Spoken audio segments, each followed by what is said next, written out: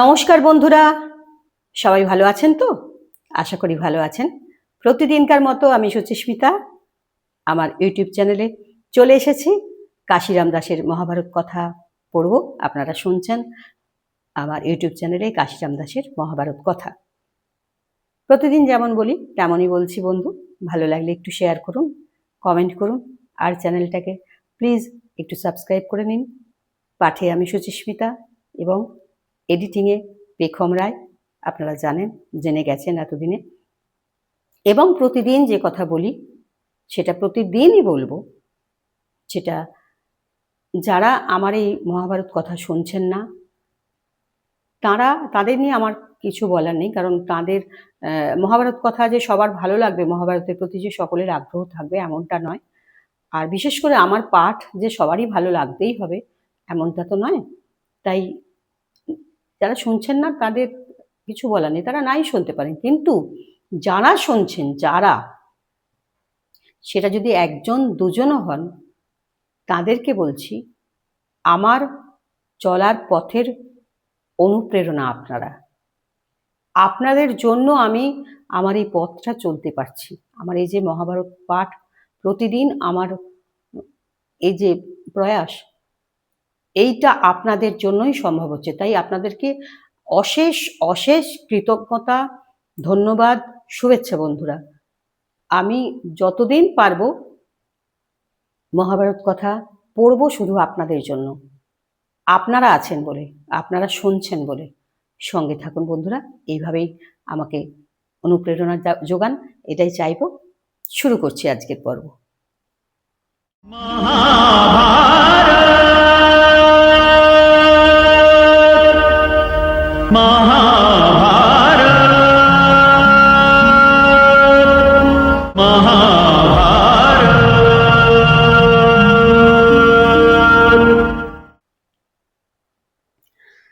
জন্মেজয় বলে, মুনি কহ বিবরণ, যম আসিল জন্ম নিল কিসের কারণ?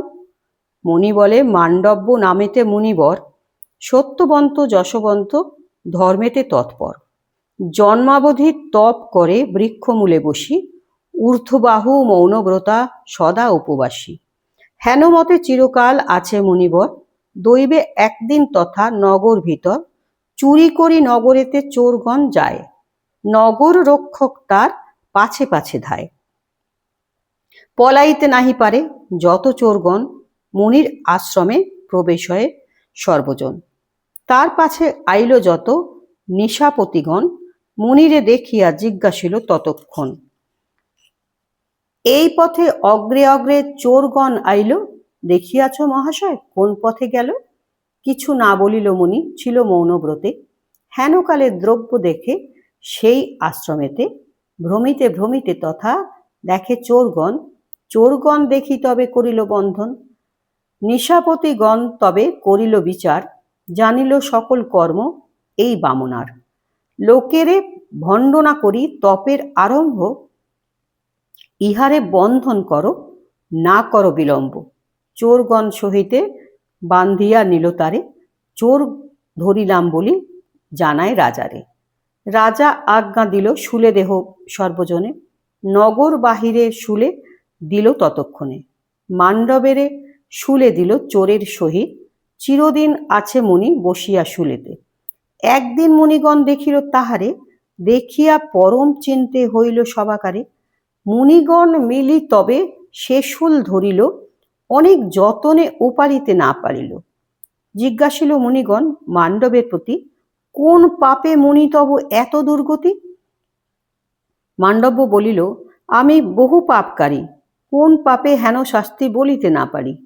মুনিগণ কথা কহে শুনিল ভূপতি, শুলেতে আছয় মুনি রাজা ভীত অতি। সকুটুম্ব সহ রাজা আইল শীঘ্রগতি, অশেষ বিশেষে মুনিবরে করে স্তুতি। রাজা তাঁরে নানাবিধ করিল বিনয়, দয়া করি মুনিরাজ হইল সদয়। তবে নরপতি সেই শূল উপাড়িল, মুনি অঙ্গ হইতে শূল কাড়িতে লাগিল। অনেক যতনে শূল নাহিল বাহির দিতে, দেখিয়া বিস্ময়ে চিত্ত হইল নৃপতি। বাহিরে যতেক ছিল কাটিয়া ফেলিল, ভিতরে যে কিছু ছিল ভিতরে রহিল। তথাপিহ দুঃখ মনে নাহিক মুনির, নাহিক বেদনা চিত্তে প্রফুল্ল শরীর। মুনি গর্ভে যুক্ত শূল লোকে অসম্ভাব্য, সেই হইতে নাম হইল মুনি যে মান্ডব্য। একদিন মুনিবর ভাবিল অন্তরে, কোন পাপে ধর্ম শাস্তি দিলেন আমারে। ধর্মস্থানে এই হেতু জানিতে জুড়ায়, কোন পাপে হেন গতি করিলে আমায়। তবে মুনিবর গেল ধর্মের সদন, কহিল তাহারে সব নিজ বিবরণ। কহ ধর্মরাজ মোরে কারণ ইহার, কোন দোষে হেন শাস্তি করিলে আমার। ধর্মরাজ বলে, তুমি বালক বয়সে বালক সহিত ছিলা বাল্য ক্রীড়ারসে। একদিন তুমি ক্ষুদ্র পতঙ্গ ধরিলা, ক্ষুদ্র দেহে তার শূলে খেলায় বিন্ধিলা। এত শুনি মহাক্রোধে বলে তপোধন, মম তপবল আমি দেখাই এখন। অল্প দোষে হেন শাস্তি এ তোর বিচার, তাহাতে বালক বুদ্ধি কি জ্ঞান আমার। বাল্যকালে অল্প দোষে এ দণ্ড তোমার, এমন করিলে তবে মজিবে সংসার। 14 বর্ষ পর্যন্ত যতেক করে পাপ, তোমার সদনে তার নাহিক সন্তাপ। এত বলি মুনিরাজ চলিল আশ্রম, তাঁর শাপে শূদ্রজনী পাইলেক জম। পরম পণ্ডিত বুদ্ধি ধর্মের আচার, কুরুতে বিদুর রূপে যম অবতার। হেন মতে কুরু বংশে 3 পুত্র হইল, অহর্নিশি নানা দান নানা যজ্ঞ কইল। 3 পুত্র ভীষ্মবীর করিল পালন, নানা অস্ত্রে শাস্ত্র বিদ্যা করান পঠন। কতদিনে দেখি সবে যৌবন সময়, বিবাহ কর চিন্তা গঙ্গার তনয়। যদুবংশে সুবল নামেতে নৃপমণি, গান্ধারী নামেতে কন্যা তাহার নন্দিনী। ভগবানে আরাধিয়া পাইল কন্যাবর, 100 পুত্র হবে মহাবলধর। বার্তা পেয়ে ভীষ্মবীর দূত পাঠাইল, সুবল রাজারে দূত সকল কহিল। বিচিত্র বীর্যের পুত্র ধৃতরাষ্ট্র নাম, কুরুতে বিখ্যাত বীর রণে অনুপম। তার হেতু বাড়িবারে তোমার কুমারী, ভীষ্মবীর পাঠাইল মোরে শীঘ্র করি। শুনিয়া গান্ধার রাজা ভাবে মনে মন, কুরুকুল মহাবংশ বিখ্যাত ভুবন। সকল সম্পন্ন দেখি অন্ধ মাত্র বর, না দিলে বিরস হইবে ভীষ্ম কুরুবর। হস্তি হয় রত্ন সকটে পুরিয়া, দাস দাসী গো মহিষ বিপুল করিয়া। শকুনিরে সঙ্গে দিল অনেক ব্রাহ্মণ, চতুর্দলে কন্যা দিল করিয়া সাজন। গান্ধারী শুনিল অন্ধবরে সমর্পিল, আপন কুকর্ম ভাবি চিত্তে ক্ষমা দিল। শুক্ল পট্টবস্য দেবী সুত করি পরি, আপন নয়নের যুগে বন্ধিল সুন্দরী। পতিপ্রীতি হেতু সতী মুদিল নয়ন, পতিব্রতা গান্ধারী সে জগতে ঘোষণ। শকুনি যে চলিল ভগিনী সংহতি, হস্তিনা নগরে উত্তরিল শীঘ্রগতি। ধৃতরাষ্ট্রে সমর্পিল ভগিনী রতন, নানা রত্ন অলঙ্কার করিয়া ভূষণ। হস্তি অশ্ব রথ রত্ন করি বহু দান, শকুনি আপন দেশে করিল পয়ান। জ্যেষ্ঠের বিবাহ দিয়া গঙ্গার নন্দন, পাণ্ডুর বিবাহ হেতু সচিন্তিত মন। কুন্তী ভোজন নন্দিনী আছেন পিত্রালয়ে, স্বয়ম্বর করিলে সে যৌবন সময়ে। নিমন্ত্রিয়া আনাইল যত রাজগণে, আইল সকল রাজা তার নিমন্ত্রণে। বসিল সকল রাজা যার যেই স্থান, মধ্যেতে বসিল পাণ্ডু ইন্দ্রের সমান। গ্রহগণ মধ্যে যেন শোভে দিনকর, পাণ্ডু তেজে আচ্ছা দিল যত নৃপুবর। পাণ্ডুরে দেখিয়া কুন্তী উল্লসিত মন, গলে মালা দিয়া তারে করিলা বরণ। কুন্তীরে লইয়া পাণ্ডু আইল নিজ স্থানে, ভোজ রাজ পাণ্ডুরে করিল সুসম্মানে। পুরন্দর পার্শ্বে যেন পুলমা নন্দিনী, রজনীপতির পার্শ্বে শোভিত রোহিণী। হস্তিনা নগরে লোক হইল হরষিত, স্থানে স্থানে নগরে হইল গীত নিত। তবে কতদিন ভীষ্ম শুনিলা দিন শেষে, অপূর্ব সুন্দরী কন্যা আছে মদ্র দেশে। শল্য নামে রাজা আছে মন্দ্রের ঈশ্বর, পৃথিবীতে বিখ্যাত অতুল গুণধর। তাহার ভগিনী আছে পরমা সুন্দরী, বার্তা পেয়ে গেল ভীষ্ম তাহার নগরী। শল্য রাজা শুনিল ভীষ্মের আগমন, অগ্রসরীর নিজ গৃহে লইল ততক্ষণ। বিধিমতে গঙ্গাপুত্রে পূজিল তখন, জিজ্ঞাসিল কোন কার্যে হেতা আগমন। ভীষ্ম বলে তুমি রাজা বিখ্যাত সংসারে, বন্ধু করিবারে ইচ্ছা হইয়াছে তোমারে।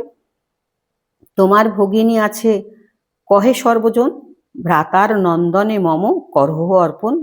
হাসিয়া বলেন শল্য বিধি মিলাইল, কে জানে এমতো ভাগ্য আমার আছিল। একমাত্র নিবেদন আছয়ে আমার, পূর্বাপর আছয়ে আমার কুলাচার।